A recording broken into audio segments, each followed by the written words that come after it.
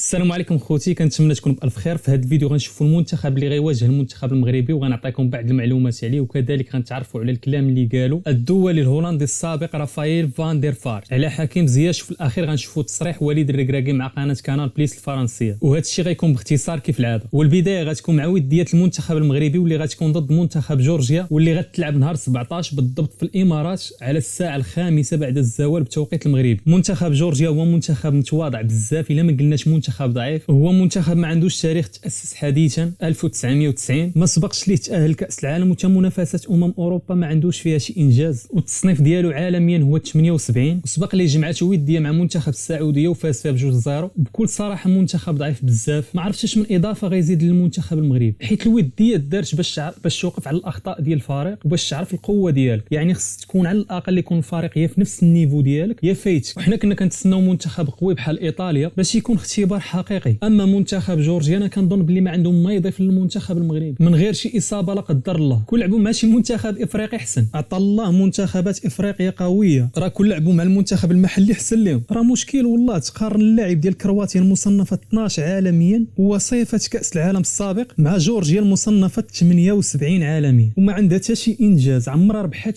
شي منتخب قوي. ما زعما الا كان التفكير ديالهم راه اوروبا الشرقيه وعندهم نفس اللعب، هنا راه كاين مشكل. خلاصه الاخوان من وجهه النظر ديالي ان منتخب جورجيا ما عندهم ما يضيف للمنتخب المغربي، وكيف سبق لي وقلت الا كان التفكير هو انه حيت من اوروبا الشرقيه وغيكون عنده نفس اللعب ديال كرواتيا راه كاين مشكل. ندوزو لكلام فان دير فارت على حكيم زياش، بحيث راهن الدولي الهولندي السابق رافائيل فان دير فارت على تعاقد نادي توتنهام هوتسبور مع النجم المغربي حكيم زياش لتحقيق الدوري الانجليزي الممتاز. واكد فان دير فارت عند تحليله لمباراه تشيلسي ودينامو زيرغب على قناه زيغو ان زياش هو ما يحتاجه توتنهام لتحسن والبلوغ مستوى الذي تطمح له الجماهير. وقال متحدثا على زياش الانضمام الى توتنهام: اذا حصلوا عليه فصدقوني سوف يفوزون بلقب الدوري الانجليزي. انا جاد في حديثي. كلام كبير على زياش، انا متفق معاه، حيت اي واحد كيخرج من الباب الصغير ديال تشيلسي بمعنى كيخرج كاره الوضعيه ديالو كيسر ليه الله وكيرجع الانجازات ديالو. هادشي اللي غيطرى مع زياش ان شاء الله، حيت زياش ماشي اول لاعب عربي غيطرى ليه هادشي مع تشيلسي، راه كان محمد صلاح قبل منه وشوفوا فين وصل دابا. اما بخصوص الحوار اللي دار وليد الركراكي مع القناه الفرنسيه كانال بليس، واللي قال فيه المنتخب المغربي ليس عباره عن لاعبين بل كمجموعه، هناك روابط انسانيه بين العناصر الوطنيه ولا يمكن تغيير كل شيء قبل المونديال، ونعمل حاليا رفقه الطاقم على تغيير بعض التفاصيل الصغيره. وتابع: سنعتمد على اسلوب الاستحواذ والهجوم الذي يلائم النسق المغاربي، علينا ان نتحلى بالنجاعه، وايجاد هذه التوليفه امر صعب لان الوقت يداهمنا ونحتاج لمباريات ووقت لترجمه اللاعب الذي احلم به. في الاخير اكد على ان دور الجمهور مهم بزاف، وهو كل ثقه ان الجمهور المغربي غيكون حاضر بقوه. وكذلك اكد على ان المنتخب المغربي كيتوفر على امكانيات لخلق المشاكل لاي خصم. اذا هادشي اللي كاين، وصلنا للنهايه ديال الفيديو. استودعكم الله الذي لا تضيع ودائعه، وتفاءلوا خيرا تجدوه.